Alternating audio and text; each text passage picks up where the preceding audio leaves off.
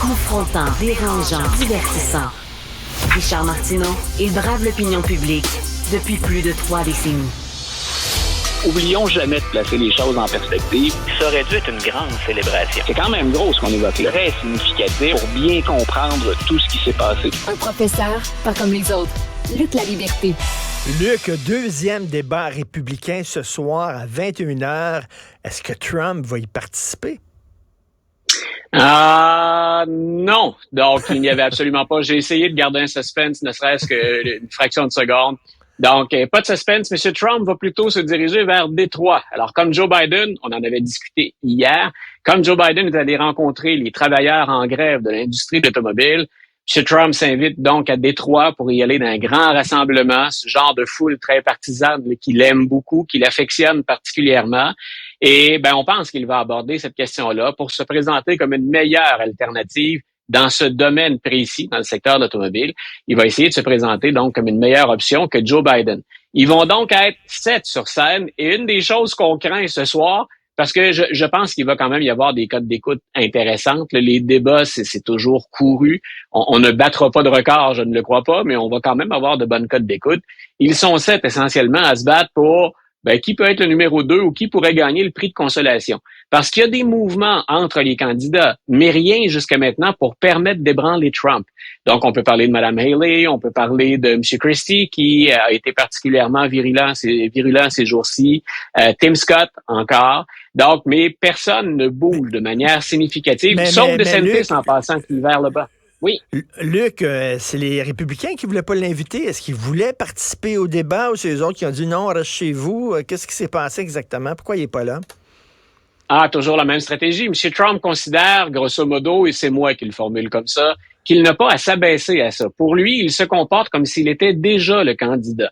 Que gagnerait-il à aller débattre avec les autres alors qu'on leur demandait aux candidats, en passant, de prêter un serment aux gagnants. Après les primaires, on a dit, il va en avoir qu'un ou une qui va l'emporter. Est-ce que les autres, vous vous ralliez à l'avance?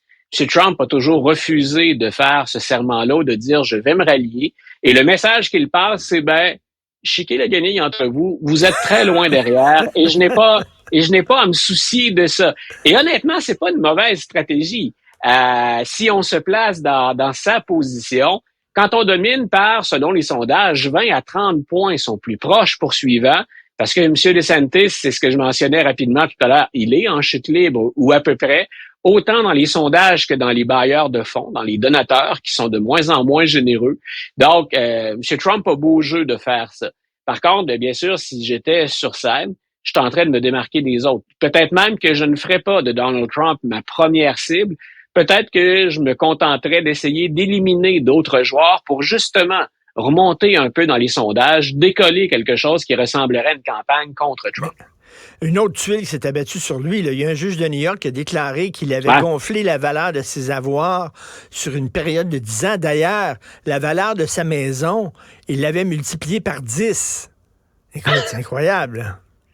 Écoute, je suis tellement étonné. Je ne pensais pas que M. Trump, en affaires, pouvait être malhonnête. S'il y a quelque chose, bien sûr, qu'on admire chez lui, c'est toujours son respect des règles, de l'éthique. À quel point, d'ailleurs, il s'est toujours comporté décemment à l'endroit des pauvres travailleurs qu'il ne payait pas assez, mais il pouvait pas. Donc, bien sûr, je m'amuse à faire du sarcasme. Ça en est devenu, écoute, Richard, c'est pas rien, là. On a un candidat, c'est le premier chez les Républicains. C'est un ancien président. Ça fait plusieurs fois qu'il est condamné, mais ce n'est jamais assez grave pour qu'on s'empêche de voter pour lui. Imagine que Barack Obama ait fait ça ou que Joe Biden actuellement ait fait ça, qu'on a des preuves, là. C'est pas juste des allégations. Le juge a dit, avant même que le procès commence, M. Trump, c'est clair que vous avez gonflé vos actifs et de beaucoup. Pourquoi? Pour avoir de meilleures couvertures d'assurance ou encore, il a fait aussi des manœuvres à l'inverse pour...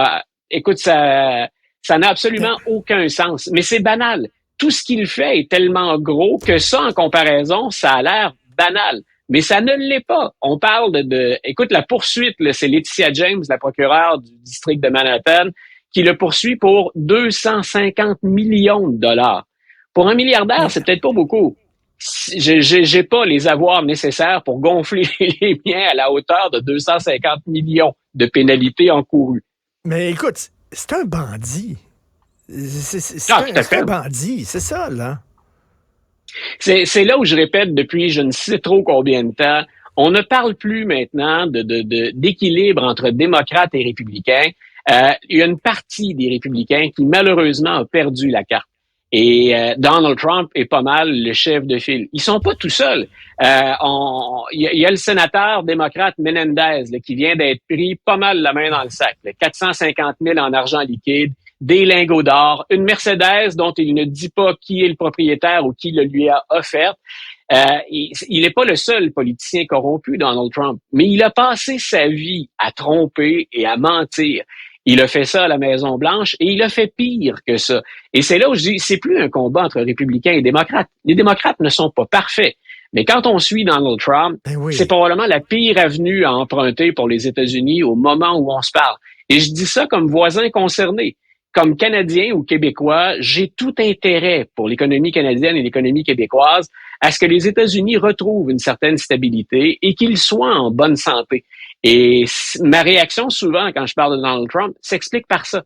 L'avenue la plus difficile à emprunter pour nous, c'est le retour de Donald Trump pour 1 million de raisons, mais entre autres, parce qu'il n'y a plus de morale, il n'y a plus d'éthique, mais il y a beaucoup d'instabilité. C'est Al Capone. Écoute, l'équipe de football de Washington, qui a longtemps été appelée les Redskins, a changé son nom pour les Commanders. Et là, il y a des gens qui veulent qu'ils reviennent aux Redskins. Moi, j'aime pas les woke, tu le sais fort bien. Je n'aime pas les gens qui veulent réécrire l'histoire. Sauf que les peaux rouges quand même, on va se le dire, là. On appelait les Amérindiens comme ça, les peaux rouges, tu sais. Est-ce qu'on aimerait ça qu'il y ait une équipe de football québécois, pour rendre hommage au Québec, ça s'appellerait les Frogs? Pense pas, là, tu sais. Écoute, je rigole à défaut de pleurer dans ce dossier-là parce que on avait une bonne cause du côté des Premières Nations fondamentalement. Et ce à quoi on assiste présentement pour l'équipe de football de Washington, c'est une querelle entre des organisations qui parlent au nom des Premières Nations. Et il y en a une qui dit, vous avez négocié ça, le retrait de Redskins, puis la figure du chef, qui est un véritable chef amérindien, donc un chef autochtone. On a dit, vous avez fait ça, mais les Redskins ou les Commanders, l'organisation a fait ça avec une autre organisation que nous. Et nous, on considère que retirer ce personnage-là du casque, du logo, c'est de la diffamation. Parce que l'équipe, chaque fois qu'elle allait au combat, chaque fois qu'elle allait sur le terrain, rendait hommage au courage et à la détermination du chef. Donc, en gros, vous avez diffamé notre chef. Nous, on veut le retour des Redskins et le retour du logo. C'était, je le répète, à l'origine, une bonne cause. Et la Ligue, la NFL, qui sur ces questions-là est souvent très prudente, a exercé des pressions très fortes, non seulement pour qu'on change le logo, mais en plus que le propriétaire, M. Snyder, qui est raciste, pour qu'il vende l'équipe. Et à Washington, donc, ça a pris des décennies avant qu'on en arrive là. Et voilà qu'il y a cette poursuite pour 1,6 million de dollars en diffamation.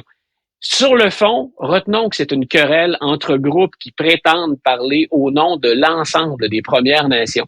Et là, il aurait fallu que l'équipe de Washington et la NFL tiennent compte de ces distinctions ou tiennent compte de ce conflit au moment de choisir le nouveau nom ou de retirer l'ancien. Mais tout comme toi, là, dans ma tête, ça faisait longtemps. Il y en a beaucoup qui disent on devrait pas faire de politique et de sport. Je regrette. Depuis l'histoire, le début de l'histoire du sport et des compétitions, il y a un fond politique tout le temps. Et comme toi, je me disais, c'est pas plus acceptable que les Frogs. Enlevons ça, les Redskins. Là, on vient de le faire. Rouges, je sais pas exactement. Il aurait pu garder le logo. Le logo, c'est-à-dire un chef indien, puis tout ça, oui, parce qu'on rend hommage au courage des Premières Nations. Mais tu changes le nom. Je sais pas. Mais le message, je sais pas trop quoi, là. Le message que tu envoies ou la perception jusqu'à maintenant, en tout cas suite à cette poursuite-là, à l'annonce de la poursuite, c'est on n'arrivera jamais à les contenter. Et c'est dommage. Tu référais à ceux qu'on appelle les woke tout à l'heure. Les woke, ça englobe beaucoup de choses, dont un groupe de progressistes. Et parfois, la cause est noble. Mais ceux qu'on appelle les woke vont souvent pousser cette cause, à mon avis, là c'est subjectif, au-delà du raisonnable et ils discréditent l'ensemble des revendications. Et je pense que c'est ce qui se passe actuellement avec l'équipe de Washington. On se dit, qu'est-ce qu'il faut faire, là? On veut enlever les Redskins puis le logo parce qu'on trouvait ça dérogatoire pour vous. Mais là, vous n'êtes pas content, vous voulez remettre le logo puis le nom. Comment on peut vous contenter? On ne sait pas. L'art de se tirer dans le pied ou l'art de nuire à sa propre cause. Moi, je me réjouissais du fait que les Redskins soient partis. Oui. À Cleveland, au baseball, on a enlevé les Indians qui sont devenus les Guardians. C'est correct. On est au 21e siècle, puis on a fait beaucoup d'argent, puis on a fait beaucoup de publicité en exploitant parfois l'histoire des Premières Nations. Dans ma tête, on était finalement presque passé à autre chose. Mais voilà qu'on ramène ça sur le tapis. Ce que les gens vont revenir, c'est ils sont impossibles à contenter, ils exagèrent. Ben oui. Hey, écoute, les luges, là, l'hiver, là, on appelait ça, nous autres, des traînes sauvages. Quand on était petits, c'était comme ça. Tout le monde sait ça, les traînes sauvages, Christy. Tout à fait. C'est heureusement qu'on a changé ça, là.